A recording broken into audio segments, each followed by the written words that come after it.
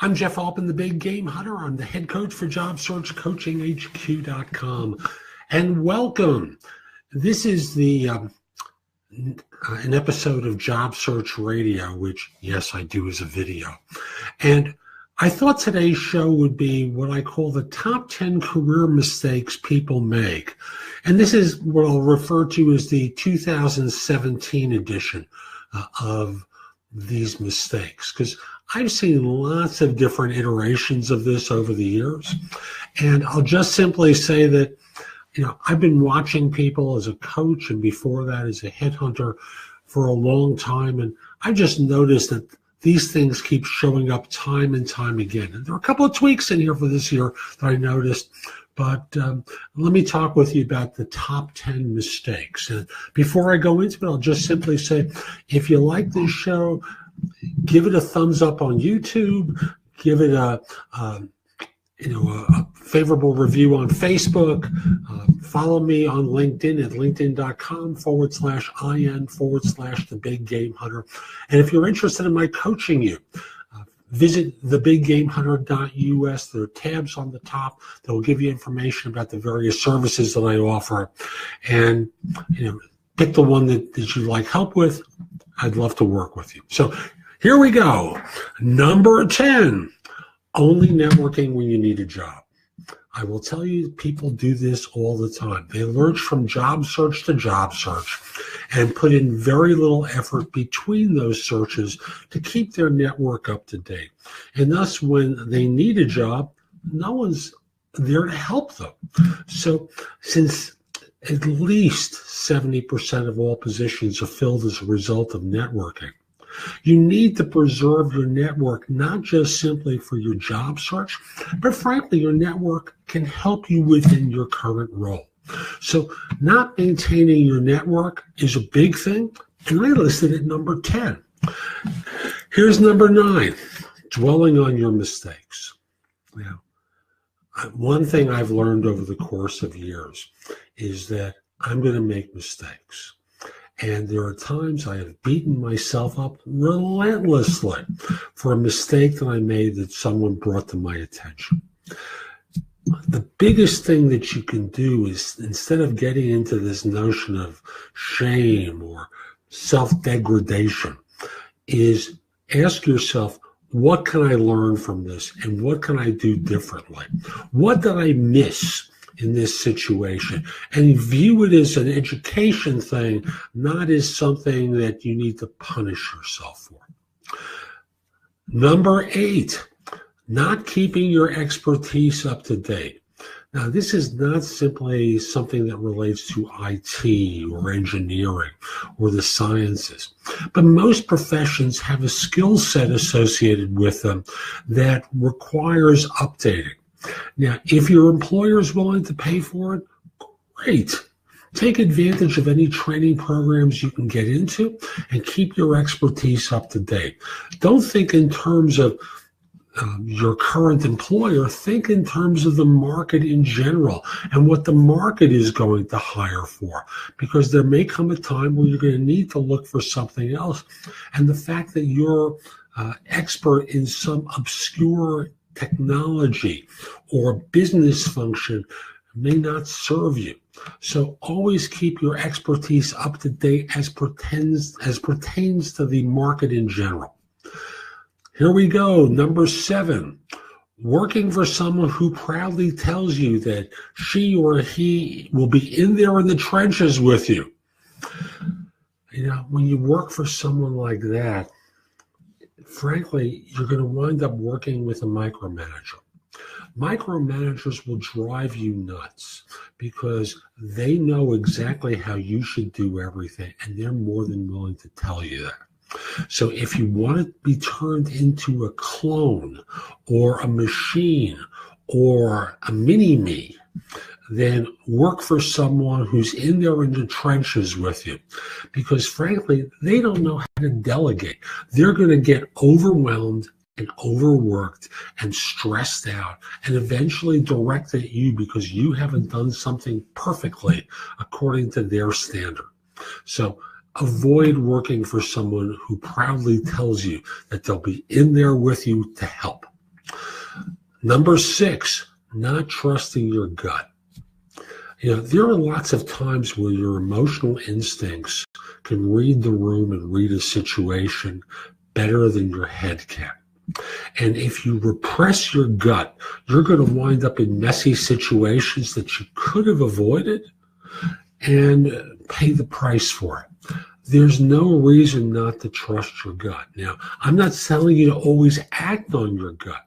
Your gut is an alert signal to something, and you want to check it out with your head and then do a comparison check. If what your head tells you calms your gut, that's okay. If all it does is tell you to shut up and avoid thinking about it, not valid. You have to always trust your gut. Okay. Number 5, asking your boss if your job is at risk when there are rumors. It sounds like a good thing to do. They should know, right? But frankly, most of you work for people who are too far removed from where the real decision is made to really get any sort of value from what your boss is going to tell you. Often what happens is they kind of give you a pat on the head and a placebo. Oh, you're doing a great job. I'd go to the mat for you. But when it's you or them, trust me, that mat is pretty small and they're the ones who are going to occupy it. So I'll just say that if you ask your boss about whether your job is safe at a time when there's a crisis, they just don't know. And you can wind up being at risk with them shrugging their shoulders going, gee, I tried, but they didn't alert you. Okay. Number 4, always thinking the grass is greener somewhere else.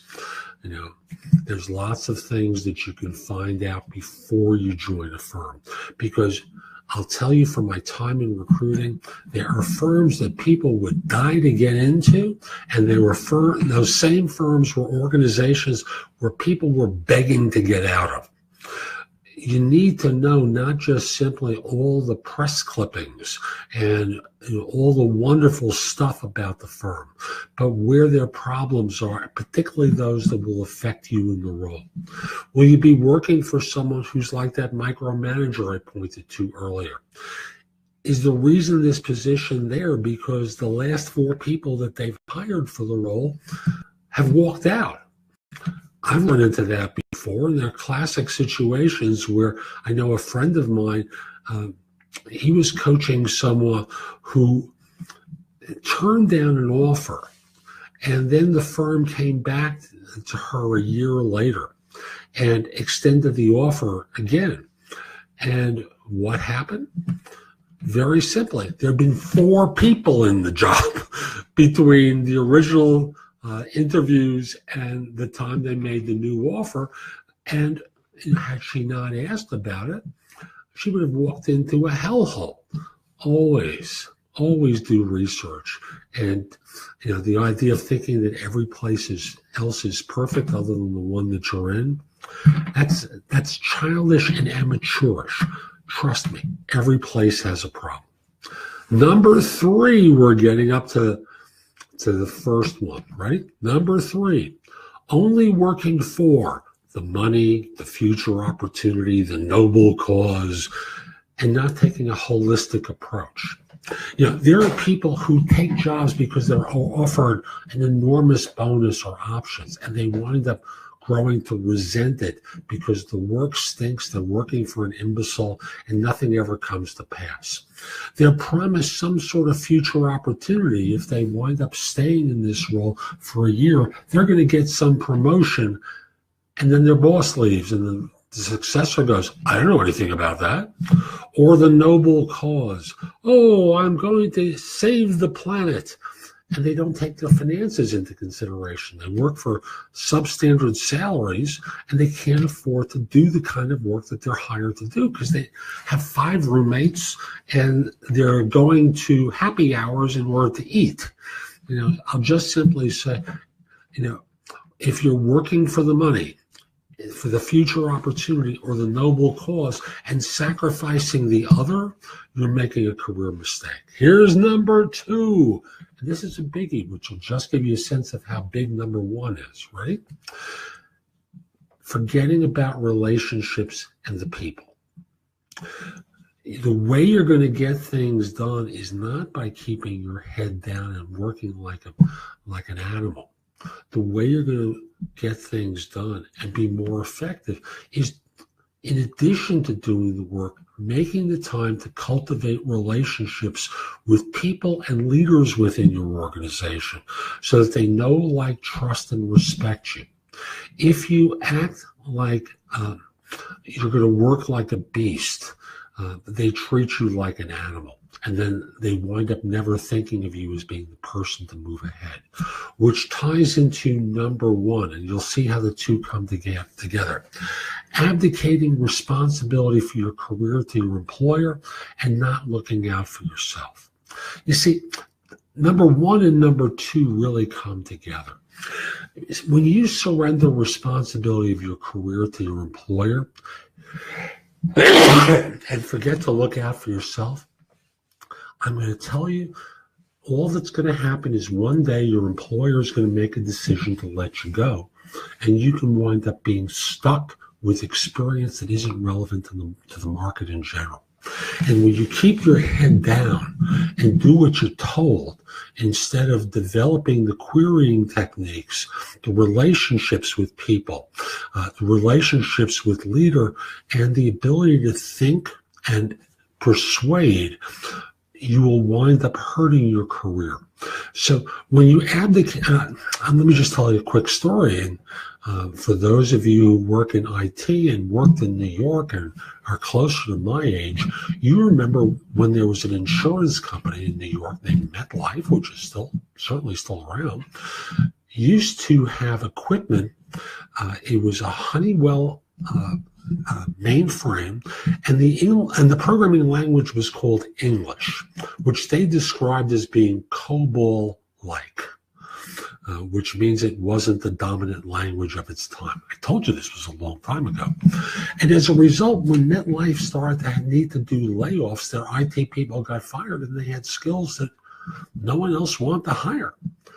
So they trusted their employer because their employer said, oh, we have a stable environment, which it was until it wasn't. So when you trust your employer and don't look out for yourself, when you don't keep your expertise up to date in ways that are relevant for the market, you're giving up your power to your employer and trusting them. And I will tell you point blank, employers cannot be trusted with you and your family's livelihood. It is a huge mistake. So that's today's show. I hope you found it helpful. If you did, I hope you give it 5 stars on iTunes or Stitcher. And also, if you'd like me to coach you, I'd love to work with you. Let me help you play big in the world.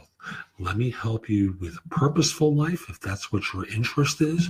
Let me help you with a successful life and grow in your role and in your leadership. Hope you have a great day. Take care.